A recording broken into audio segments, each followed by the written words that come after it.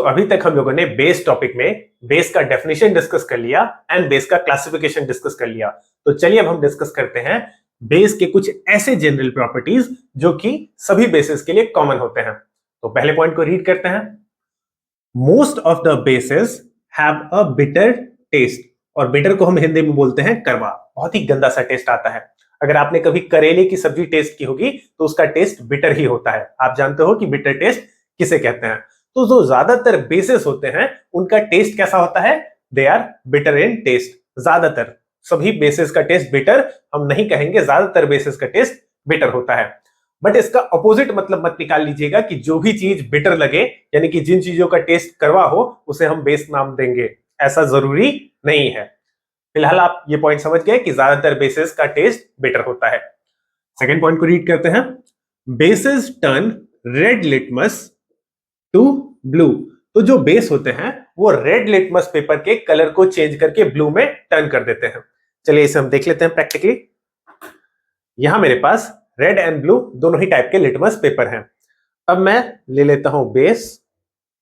तो ये आ गया बेस। हम दोनों ही लिटमस पेपर पर बेस को डालते हैं और देखते हैं कहां पर कलर चेंज हमें देखने को मिलेगा। तो ये मैंने डाल दिया रेड लिटमस के ऊपर और आप इजीली देख सकते हो कि इसका कलर चेंज होना स्टार्ट हो चुका है, जबकि ब्लू लिटमस पर हमें कोई भी कलर चेंज देखने को नहीं मिलेगा। आप इजीली नोटिस कर सकते हो। तो यहां से यह पॉइंट क्लियर हो गया कि बेसिस जो होते हैं वो रेड लिटमस का कलर चेंज करके ब्लू में टर्न करते हैं, ठीक है, और एसिड्स इसका उल्टा काम करेंगे। ओके, थर्ड पॉइंट रीड करते हैं हम। Some bases like sodium hydroxide NaOH, KOH यानी कि potassium hydroxide etcetera are corrosive in nature. Corrosive, अब कोरोसिव वर्ड का क्या मतलब होता है? That is they produce burning sensation on skin. Simple सा मतलब ये है कोरोसिव का कि अगर ये bases like sodium hydroxide, potassium hydroxide अगर गलती से भी हमारे स्किन को टच कर जाते हैं तो उस जगह पर हमें एक बर्निंग सेंसेशन फील होगा। ऐसा लगेगा कि स्किन उस एरिया में जल रहा है। तो ये कहलाता है कोरोसिव नेचर। इसीलिए हमें डायरेक्टली स्ट्रॉन्ग बेसिस को टच नहीं करना चाहिए, like sodium hydroxide and potassium hydroxide. Next point को रीड करते हैं। Basis release OH minus ion. OH minus ion को क्या बोलेंगे हम? हाइड्रोक्साइड आयन या फिर हाइड्रोक्सिल आयन। तो आप नाम याद रखोगे, हाइड्रोक्साइड या फिर हाइड्रोक्सिल आयन इन वाटर। तो जो बेसिस होते हैं वो OH माइनस आयन रिलीज करते हैं कहां पर? वाटर के अंदर। और बेसिस का ये वाला डेफिनेशन किसने दिया था? अर्हेनियस ने दिया था। मैं अर्हेनियस वर्ड इसलिए लिख देता हूं, अर्हेनियस का नाम, क्योंकि बेसिस का केवल यही तो एक डेफिनेशन है नहीं, हमें 10th के लेवल पर इसी डेफिनेशन को जानना है। बट चूंकि आपको कोई कंफ्यूजन ना हो जाए आगे चलकर, इसलिए मैंने ये लिख दिया कि बेसिस OH माइनस रिलीज करते हैं अकॉर्डिंग टू अर्हेनियस डेफिनेशन। बेसिस के और भी डेफिनेशंस हैं जिसके अकॉर्डिंग ये वाला पॉइंट जरूरी नहीं है। फिलहाल हम इतना याद रखेंगे कि हमारे सिलेबस के अंदर यानी कि 10th क्लास के अंदर जितने भी बेसिस हैं वो सारे बेसिस ऐसे होने चाहिए जो कि वाटर में जाकर क्या रिलीज करेंगे? OH माइनस यानी कि हाइड्रोक्साइड या फिर hydroxyl ion. Okay, next point. Basis have a pH range. अब pH टॉपिक हम आगे आने वाले लेक्चर्स में डिस्कस करेंगे। pH range between 7 to 14। इसका ये मतलब हुआ कि बेसिस का pH 7 से ज्यादा एंड 14 से कम होगा। इस पॉइंट को याद रखना है कि बेसिस का pH 7 से ज्यादा एंड 14 के वैल्यू से कम होगा। अच्छा, pH में आप ये याद रख सकते हो कि जो वैल्यू 7 है, pH स्केल पर वैल्यू 7, ये रिप्रेजेंट करता है न्यूट्रल सॉल्यूशन को। Neutral solution, neither acidic nor basic. 7 is neutral value. जबकि 7 से अगर हम ऊपर जाएं, लाइक 7.1, 7.2, 7.3, 7.5, 8, 9, ये ऐसे वैल्यूज हैं जो कि वीक बेसिस को रिप्रेजेंट करेंगे। 7 के नजदीक का कोई वैल्यू 7.8, 7.5 या फिर pH स्केल पर 8, 9, ये जो pH वैल्यूज हैं ये वीक बेसिस को रिप्रेजेंट करेंगे, वीक बेस। जबकि अगर pH स्केल पर वैल्यू आ जाए 12, 13 या फिर 14, तो ये ऐसे वैल्यूज हैं जो कि रिप्रेजेंट करेंगे स्ट्रॉन्ग बेसिस को। तो ये स्ट्रॉन्ग बेसिस को रिप्रेजेंट करेंगे।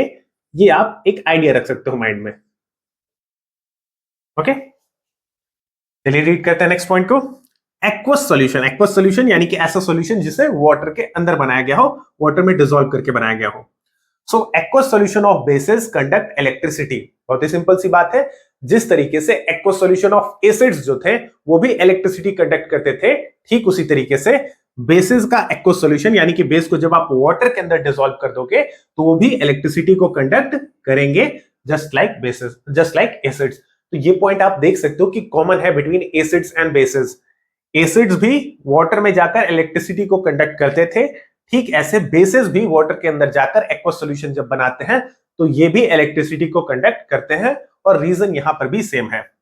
बेसिस जब वाटर में जाएंगे सो दे रिलीज आयंस, ये वाटर में जाकर क्या रिलीज करेंगे, दे रिलीज आयंस, और ये जो आयंस रिलीज करते हैं इन्हीं आयंस के कारण इलेक्ट्रिसिटी कंडक्ट होता है पानी के अंदर। तो एसिड्स में भी एसिड्स वाटर के अंदर जाकर आयंस रिलीज करते थे, बेसिस भी वाटर के अंदर जाकर आयन रिलीज करते हैं, इस कारण एसिड्स एंड बेसिस का जो सॉल्यूशन बनता है वो इलेक्ट्रिसिटी को कंडक्ट करता है। चलिए इसे हम प्रैक्टिकली देख लेते हैं। ये है एक छोटा सा सेटअप, मैंने आपको पहले भी दिखाया था। तो इस सेटअप के अगर दोनों वायर्स को मैं अटैच करूं तो आप देख सकते हो कि बल्ब ग्लो करने लगेगा। As you can see bulb is glowing now. Okay, तो मैं वायर्स को सेपरेट कर देता हूं। ये दोनों वायर्स अब सेपरेट हो गए, आप देखिए दोनों वायर्स के बीच डिस्टेंस है। और अब मैं इसके अंदर सिंपली एक बेसिक सॉल्यूशन को फिल करने वाला हूं। ये मैंने प्रिपेयर किया है सोडियम हाइड्रोक्साइड का सॉल्यूशन, जिसे मैं सिंपली अब इसके अंदर फिल करने वाला हूं। तो आप देखो बल्ब ग्लो करता है या फिर नहीं।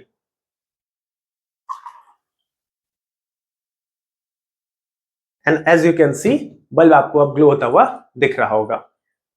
तो बल्ब ग्लो हो रहा है, ये हमें ये इंडिकेट करता है कि बेसिक सॉल्यूशन इलेक्ट्रिसिटी को कंडक्ट करते हैं। ठीक है,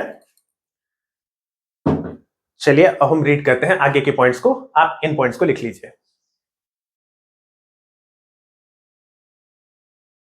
सो नेक्स्ट पॉइंट में मेंशन्ड है all bases are not soluble. Soluble का मतलब होता है घुल जाना, अच्छे से मिक्स हो जाना इन वाटर। तो इस पॉइंट को पहले आप बहुत ही अच्छे से माइंड में बैठा लीजिए, ठीक है, कि ज्यादातर जो बेसिस हैं हमारे पास वो ऐसे बेसिस होते हैं जो कि वाटर में डिसॉल्व ही नहीं होते हैं, वाटर में अच्छे से घुलते नहीं हैं। All bases are not soluble in water, सारे बेसिस पानी के अंदर डिसॉल्व नहीं होते हैं। ठीक है, अब हम रीड करते हैं सेकंड पॉइंट को जो कि इसी से रिलेटेड है।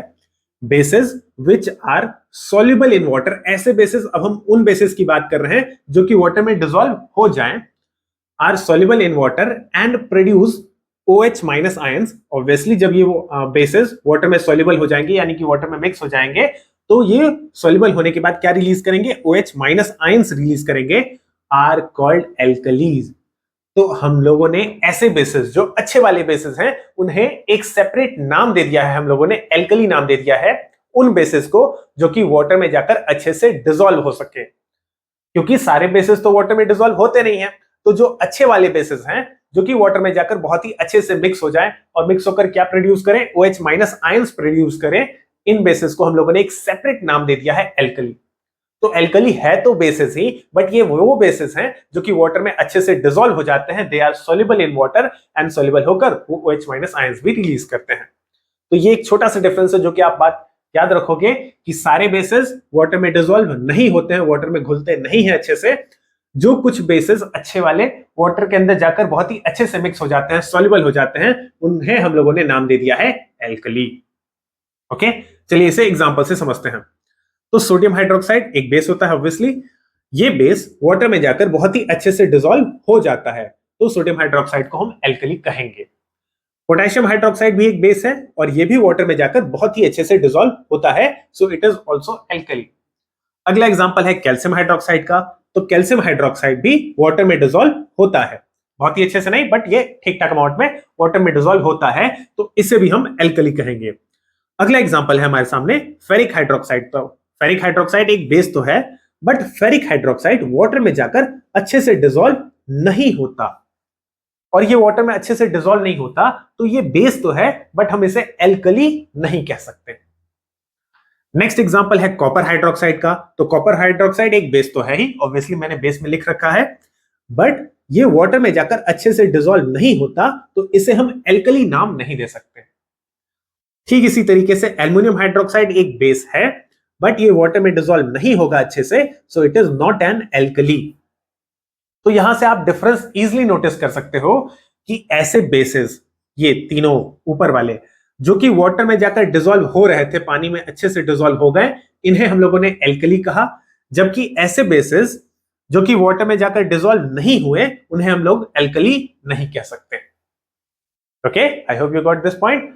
आगे रीड करें अगर हम नोट में इसी बात को, so all alkalis are bases, सारे एल्कली जो हैं वो बेस तो है ही, ये 3 एल्कली थे तो ये बेस तो है ही, but all bases are not alkali, but सारे बेसेस, ये तीनों बेसेस एल्कली नहीं है। ठीक है, तो आप याद रखोगे सारे एल्कली बेस तो है ही, एल्कली अच्छे वाले बेस है, ये जाकर OH माइनस आयंस रिलीज करेंगे, वाटर में बहुत ही अच्छे से मिक्स हो जाएंगे, बट सारे बेसेस तो एल्कली नहीं कहलाएंगे क्योंकि सारे बेसेस वाटर में डिसॉल्व नहीं होते।